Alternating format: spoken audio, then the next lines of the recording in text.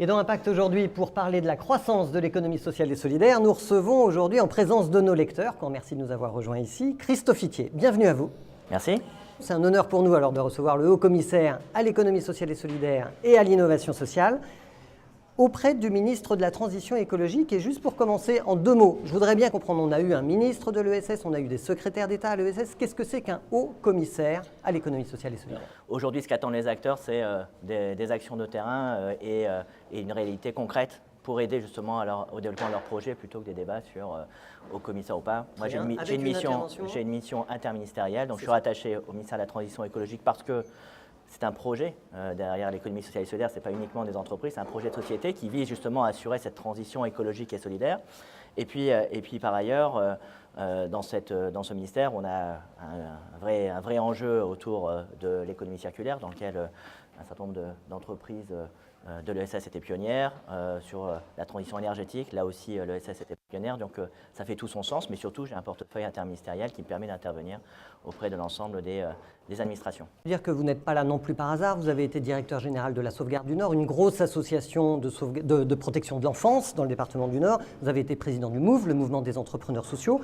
Vous avez coordonné le volet ESS du candidat Macron avant l'élection présidentielle. Aujourd'hui, vous êtes haut-commissaire, très bien. Vous dites que l'ESS pèse 10% du PIB et qu'elle n'a pas vocation à peser 20% du PIB. Qu'est-ce que ça veut dire précisément? D'abord, si on croit qu'on doit imaginer un nouveau modèle économique pour ce pays et pour la planète, est-ce que le PIB est le bon indicateur? Donc c'est en ce sens-là que se mesurer à l'aune du PIB, ce n'est pas sûr que ce soit le bon maître étalon. Et puis par ailleurs, quand je dis que le sujet, ce n'est pas que l'ESS pèse 10, 15, 20%, ce n'est pas sa raison d'être. Sa raison d'être, c'est d'apporter des solutions dans les territoires. Donc moi, ce qui m'intéresse, c'est l'impact de l'ESS, son pouvoir de transformation dans la société française, en Europe et dans le monde. Et c'est ça qui est, à mon sens, la raison d'être de l'ESS et des entreprises de l'ESS. Alors, comment ça se passe? C'est quoi votre vision de l'ESS? Comment cette économie-là fait pour transformer le monde? Elle est à la fois vecteur de sens, et nos concitoyens et les concitoyens dans le monde attendent cela, du sens à avoir un récit collectif, et deux, elle apporte des solutions concrètes. Le talent de l'économie sociale et solidaire, c'est souvent d'avoir des réponses là où parfois les politiques publiques sont en échec ou en difficulté, parce qu'elle fait du sur-mesure, parce qu'elle est dans les interstices, alors que les politiques publiques sont plutôt dans le prêt-à-porter et parfois trop prescriptives. Et puis par ailleurs, au-delà de développer des solutions, ce sont des solutions qui répondent à des enjeux économiques, sociaux et écologiques, et en plus pourvoyeurs d'emplois, non délocalisables, et donc c'est aussi du développement territorial. Donc la vision que j'ai sur cette économie et que j'essaie de partager, c'est de révéler ce potentiel qui passe encore trop souvent sous les radars. Depuis des années, il faut réexpliquer ce qu'est l'ESS, ses différentes composantes, ce qu'elle n'est pas. Et c'est ce qui démontre bien qu'encore aujourd'hui, malgré les chiffres que vous avez rappelés, 10% du PIB, 2,5 millions de salariés, nous avons collectivement à faire encore un travail pour révéler ce potentiel de cette économie. Et c'est tout ce qu'on essaye de porter dans ce gouvernement. Mais encore une fois, l'État ne fera pas seul. Alors, il y a votre vision et il y a l'action. Et votre action, elle s'incarne notamment dans les 34 mesures du pacte de croissance que vous avez présenté à la fin du mois de novembre. Alors, je cite pêle-mêle: développer le mécénat de proximité, développer les contrats d'assurance vie solidaire, développer le micro-don, élargir l'agrément ESUS au secteur culturel, élargir le service civique aux structures qui sont agréées ESUS, renforcer les écosystèmes territoriaux, rendre l'ESS plus visible sous la bannière French Impact, et il y en a encore beaucoup d'autres, des mesures. Ce matin, vous étiez à Roissy, Pays de France, justement, pour labelliser un territoire French Impact. À quoi ça sert, cette labellisation French Impact? Le French Impact, effectivement, est un label que nous avons lancé, enfin une bannière que nous avons lancée il y a maintenant un peu plus d'un an, qui vise deux choses. Un, à faire en sorte que l'innovation sociale soit reconnue au même titre que l'innovation technologique, et que deux, on construise un écosystème dans les territoires, puisque c'est dans les territoires que cette économie s'incarne, qui soit beaucoup plus performant en matière d'accompagnement, de financement, de réglementation, de partenariat. Et c'est ce que j'ai fait ce matin en labellisant un des 20 premiers territoires French Impact. Prenons cet exemple-là, Roissy, Pays de France. Qu'est-ce qui vous a particulièrement intéressé, subjugué? Là, je dirais que c'est un peu plus facile parce qu'on est dans les 20 premiers territoires labellisés sur 50 candidatures reçues. Donc, nous sommes sur des territoires qui sont extrêmement dynamiques, offensifs sur ce sujet, qui ont déjà un écosystème très construit, mais qui nous disent, voilà, moi, d'une part, on a encore des difficultés, notamment sur l'amorçage, c'est-à-dire les premières années de création de l'entreprise, c'est toujours compliqué en général dans l'économie, mais particulièrement dans l'économie sociale et solidaire, parce que c'est des modèles bien particuliers. Mais on veut surtout démontrer que cette économie, elle va changer la vie des concitoyens du territoire. Et donc, on a demandé à tous les territoires, notamment à Roissy s'étant choisi la mobilité, l'économie circulaire et l'alimentation, de se doter de défis sur lesquels on va greffer des indicateurs pour se dire collectivement, dans 3 ans, qu'est-ce que cette labellisation aura apporté à ce territoire? Est-ce qu'on a réussi à changer la donne en matière d'économie circulaire, en matière d'alimentation de circuits courts, en matière de mobilité douce? La labellisation, ça veut dire quoi? Ça veut dire qu'il y a de l'argent derrière? Ça veut dire qu'il y a de la mise en synergie? La première chose que l'on va faire, c'est de réunir l'ensemble des territoires labellisés dans cette première vague fin mai, ici à Paris, pour créer de l'intelligence collective, parce que j'ai cité Roissy. Évidemment, tous les territoires, une majorité des territoires en tout cas, se sont dotés de défis liés à la mobilité, qui est un enjeu français majeur de l'ensemble des territoires, sur évidemment l'insertion pour l'emploi. Et donc on va réunir l'ensemble de ces territoires pour déjà qu'ils échangent sur leurs bonnes pratiques, sur les solutions inspirantes. Deuxième volet, c'est évidemment le financement, avec notamment l'ambition de mobiliser 1 milliard d'euros sur le quinquennat d'argent en public et privé au bénéfice de la croissance de ces entreprises. Et donc, d'ici l'été, c'est 100 millions d'euros de fonds d'amorçage qui vont être mis à disposition de manière privilégiée auprès des 20 territoires labellisés. C'est un aspect aussi d'accompagnement réglementaire.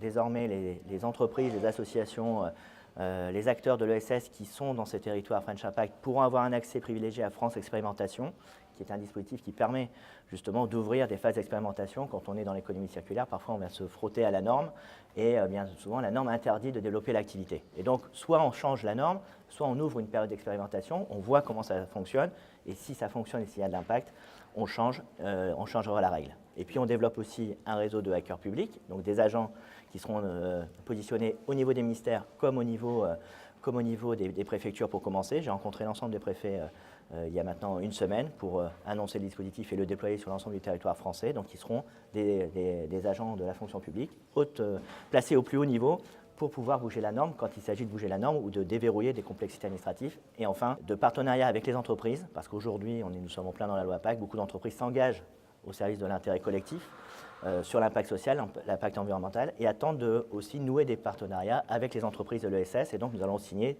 un partenariat avec l'ensemble des grandes organisations patronales, MEDEF, MEPI, CPME, mais aussi l'ensemble des grands réseaux d'entreprises, tels que le réseau Entreprendre ou le CJD.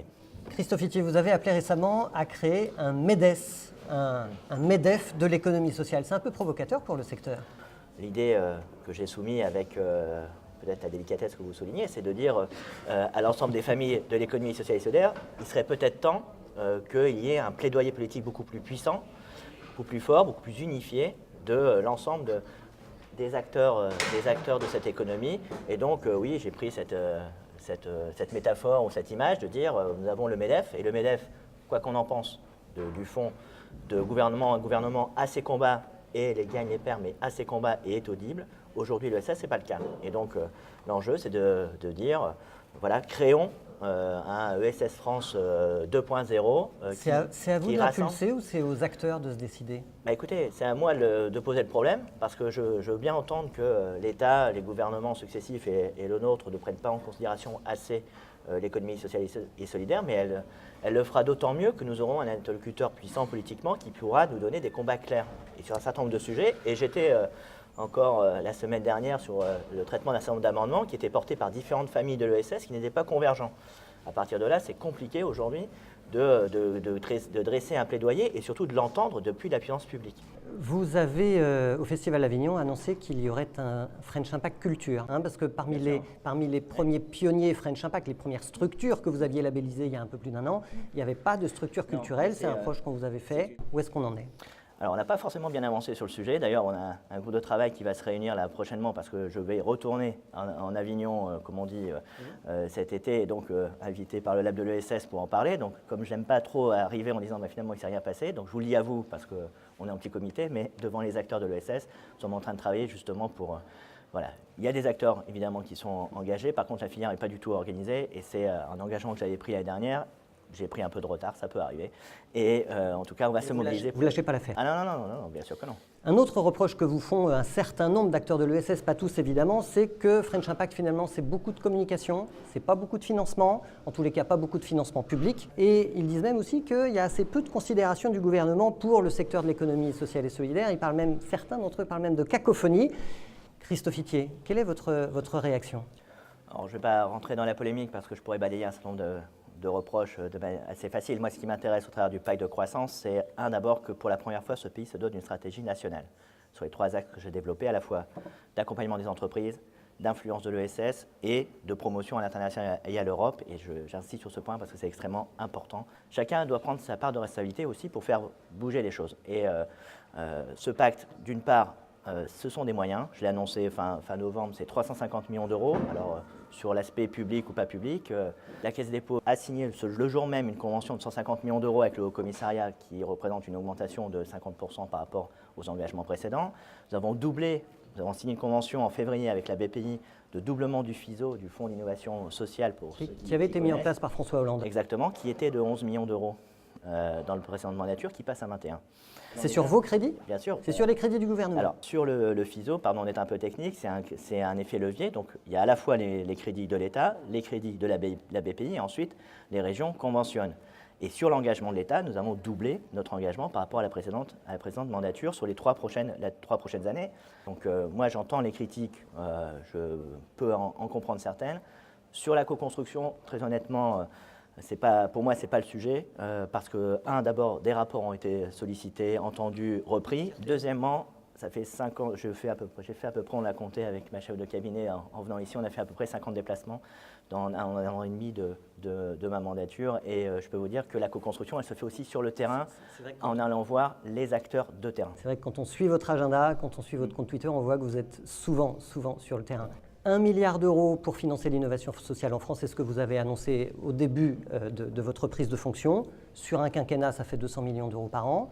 C'est finalement pas tant que ça. Et à l'époque, tous les fonds n'avaient pas été trouvés. Où est-ce que vous en êtes aujourd'hui? C'est ça qui est plaisant avec l'économie sociale et solidaire, c'est qu'on me dit à la fois c'est peu et en même temps vous n'y arriverez jamais. Donc il faudrait à un moment donné se caler un petit peu sur le discours. Donc moi j'assume complètement, je suis un entrepreneur dans l'âme. Je suis plutôt dans la politique du je plante un drapeau et après je crée les synergies avec l'ensemble des acteurs pour aller chercher le but qu'on s'est fixé. Et je suis persuadé, et nous rendrons compte, et je rendrai compte régulièrement, je l'ai fait en novembre dernier, 350 millions d'euros sont déjà mobilisés. On sera au-delà au mois de juin, puisque les fonds d'amorçage se développent sur un rythme plus rapide que je ne l'escomptais, ce qui veut dire aussi que French Impact fonctionne, c'est-à-dire qu'on a créé un écosystème visible pour les investisseurs. On est aujourd'hui plutôt satisfait de la dynamique, et donc on sera d'ici la fin de l'année au-delà de la moitié de l'objectif. Et donc je ne suis vraiment pas inquiet parce qu'on commence seulement la démarche. C'est une démarche systémique. Le but, c'est de l'inscrire dans la durée et de manière irréversible, cette dynamique dans les territoires. Nous n'avons que 20 territoires labellisés. Nous allons en labelliser encore d'autres d'ici la fin de l'année. Combien seront labellisés d'ici la fin de l'année? Moi, je voudrais labelliser tous les territoires. Après, soit on croit à un label et on y met un peu d'exigence. Donc, je ne suis pas capable de vous répondre là, puisqu'on va relancer une deuxième vague de candidatures. Les critères du label, c'est la co-construction, c'est l'impact en termes d'emploi? D'abord, veiller à ce que le collectif, c'est un collectif qui nous répond, qui soit vraiment exhaustif de l'écosystème, c'est-à-dire qu'on ne soit pas entre bandes de copains, mais qu'on soit vraiment représentatif du secteur, dans sa diversité, acteurs privés, acteurs publics, petits et grands, accompagnement, investisseurs, pour que l'ensemble de l'écosystème soit réuni. C'est au territoire de définir son périmètre, c'est à eux de le définir, donc nous on vérifie juste que c'est cohérent. Et puis ensuite, c'est la qualité à la fois de l'analyse du territoire, la qualité des défis et la qualité du plan de développement qui nous est proposé sur 3 ans, puisque c'est de cela dont il s'agit.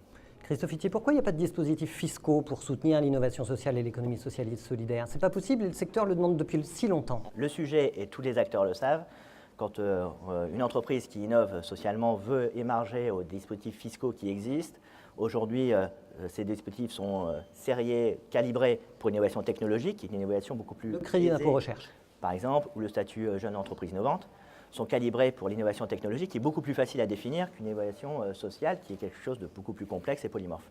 Et donc le premier étage de la fusée, si enfin on veut trouver un mode de financement pérenne pour les R&D, en fait, c'est de ça dont il s'agit en matière d'innovation sociale, c'est de bâtir un référentiel qui justement permette d'avoir accès à ces dispositifs.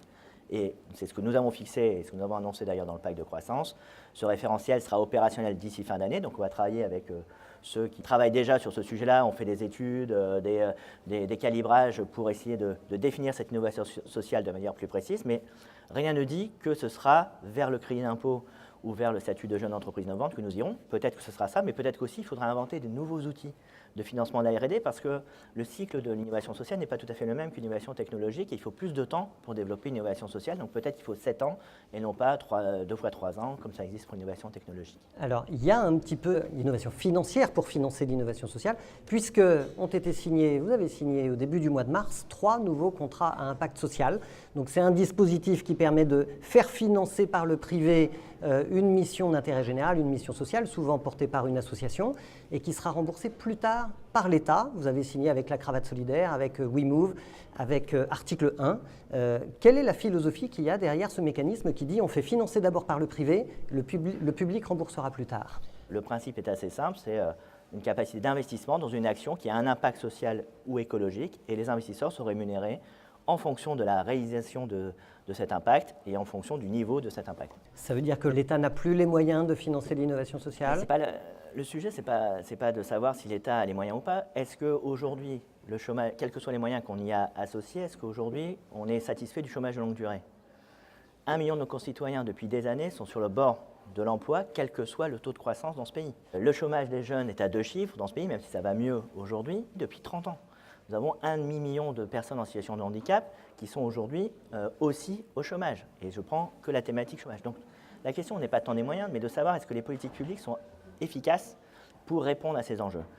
Et moi, vous parliez de vision tout à l'heure, moi je suis persuadé qu'il faut réinventer, pour reprendre les propos du président de la République, l'État-providence du XXIe siècle qui impose à l'État de revoir ses positions. Ce n'est pas qu'une question de moyens, c'est une question d'intelligence et d'agilité et de plasticité. C'est de redonner la capacité aux acteurs, et notamment ceux de l'économie sociale et solidaire, d'innover, d'expérimenter. Aujourd'hui, parce que tout à chacun, y compris les investisseurs, y compris les entreprises, ont compris qu'il fallait conjuguer performance économique ou rentabilité financière en l'occurrence et impact social et environnemental, s'engagent aussi à trouver des solutions là où l'État ne va pas assez vite ou ne trouve pas forcément la solution sur mesure. Et donc, il n'y a pas de jugement de valeur. Pour moi, l'argent privé ou l'argent public a la même odeur à partir du moment où elle sert l'intérêt général.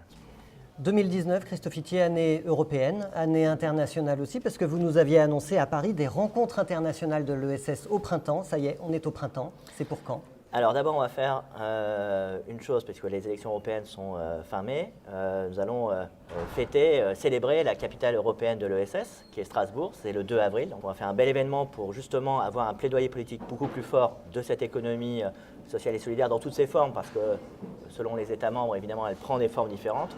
L'essentiel, c'est que les entreprises soient reconnues comme telles au sein de l'Europe. Et donc, un plaidoyer politique, 2, travailler à ce que dans les financements, dans les politiques européennes, cette économie ait pleinement sa part parce qu'elle est une partie de la réponse à la refondation du projet européen. Donc ça, c'est le premier élément. Et deuxième volet, j'ai annoncé à la tribune de l'ONU en septembre dernier, nous allons lancer, alors pas tout à fait au printemps parce que c'est un peu plus compliqué et un peu plus long, mais avant l'été, pour tout vous dire mi-juillet, nous allons créer un premier événement international mondial de l'innovation sociale et de l'économie sociale et solidaire ici à Paris. Donc on en reparlera dans les jours qui viennent. Je ferai une annonce officielle aux alentours de mi-avril. Merci Christophe Itier. On va laisser la place maintenant aux questions des lecteurs de Mediatico. Donc bonjour, dans tous vos propos et vos actions, on entend peu parler de l'agriculture. Pardon si je ne l'ai pas évoqué, mais évidemment, là dans les territoires que nous avons par exemple labellisés, sur les 20 territoires, 30% des territoires ont défini comme un de leurs défis l'alimentation. Et donc notamment les circuits courts, notamment la permaculture, notamment accompagner aussi l'installation par exemple de paysans. Donc c'est très présent dans les territoires en termes de demande d'accompagnement de ces initiatives. Et puis par ailleurs, avec le ministère de l'Agriculture, nous travaillons évidemment dans le cadre de la loi alimentation par exemple, sur comment l'ESS peut prendre toute sa place, doit prendre toute sa place, elle le prend déjà sans qu'on lui demande d'ailleurs, dans les nouvelles formes beaucoup plus équitables et durables de production et de consommation. Vous avez fait le choix d'accompagner les territoires sous la forme de labellisation de territoires mobilisés sur l'économie sociale et solidaire. Comment on accompagne les autres territoires où il n'y a pas la dynamique, où il n'y a peut-être pas le réseau d'acteurs, où il n'y a pas un portage par les élus? Est-ce qu'on ne risque pas de faire décrocher un peu plus des territoires qui décrochent déjà? Alors, évidemment, la comparaison French Impact, French Tech s'arrête là, parce que la French Tech, c'est essentiellement des territoires métropolitains qui sont labellisés. L'enjeu, c'est évidemment de labelliser tous les territoires français d'innovation sociale. J'étais à Lons-le-Saunier, qui est un territoire plutôt rural. J'étais à Lyon, qui est plutôt un territoire métropolitain. Donc d'avoir une diversité d'acteurs. Nous avons demandé, d'une part, aux territoires qui sont labellisés, une espèce de devoir de coopération. C'est-à-dire dans la réponse à la candidature, ils devaient eux-mêmes se désigner un territoire, limitrophe ou pas, qui va pouvoir bénéficier de leur labellisation. C'est de créer une chaîne de solidarité pour effectivement non seulement faire monter en gamme les écosystèmes et développer l'économie sociale et solidaire, mais surtout faire en sorte que nous ne renforcions pas les fractures territoriales qui font si mal à ce pays et qui s'expriment de manière très très forte, et de faire en sorte qu'on ait une chaîne de solidarité dans les territoires. Et puis aujourd'hui, très honnêtement, sur les premiers territoires que l'on labellise, sont plutôt des territoires qui sont dynamiques, donc leur sujet n'est pas celui-là. Il y a des collectivités, il y a des acteurs qui animent déjà le territoire. En revanche, on sait que sur certains territoires qui sont en décrochage, en déshérence, où il n'y a pas un écosystème, ou pas forcément des élus qui ont compris l'enjeu de cette économie, et bien là, il faudra mettre un investissement plus lourd de subventions, pour le coup, pour financer des ETP qui vont créer cette dynamique. Donc, évidemment, l'enjeu territorial est un des enjeux principaux aussi de ce French Impact. Pour finir, Christophe Itier, parce qu'on est ici au Grand Voisin, et c'est évidemment un lieu symbolique dans l'économie sociale et solidaire. D'ailleurs, Plateau Urbain et Yes We Camp, qui sont deux associations qui copilotent le projet, sont des lauréats French Impact. J'aimerais avoir votre regard sur l'urbanisme temporaire. J'étais à Roissy ce matin et sur une friche hospitalière de la PHP qui justement est en train de se transformer en un lieu de vie à la fois citoyen dans un quartier un peu compliqué, mais aussi d'activité économique, d'activité d'innovation sociale, de start-up, d'activité culturelle. Et ce sont ces tiers-lieux, peut-être temporaires, mais qui sont justement énergisants, qui voilà, revitalisent un lieu et puis assurent aussi, je pense que l'énergie qui se développe dans ces lieux, au-delà de savoir ce que deviendra ce lieu ensuite, a créé quelque chose sur le territoire qui restera et qui perdurera. Et l'enjeu, c'est de le pérenniser, peut-être dans d'autres formes. Mais donc moi, j'y crois. Et le gouvernement y croit tellement qu'on va également lancer un appel à projet pour à la fois de soutenir les tiers-lieux qui sont déjà constitués pour être des pôles ressources pour d'autres tiers-lieux, et en même temps pour accompagner la création de nouveaux tiers-lieux. On aurait pu parler de contrats aidés, on aurait pu parler d'emploi d'insertion, on aurait pu parler de féminisme dans l'ESS aussi. Je sais que c'est un sujet qui vous tient à cœur, mais on manque de temps. Merci beaucoup, Christophe Itier, d'avoir accepté notre invitation à discuter devant les lecteurs de Mediatico. Vous pouvez l'applaudir. Merci. Merci à vous. Merci.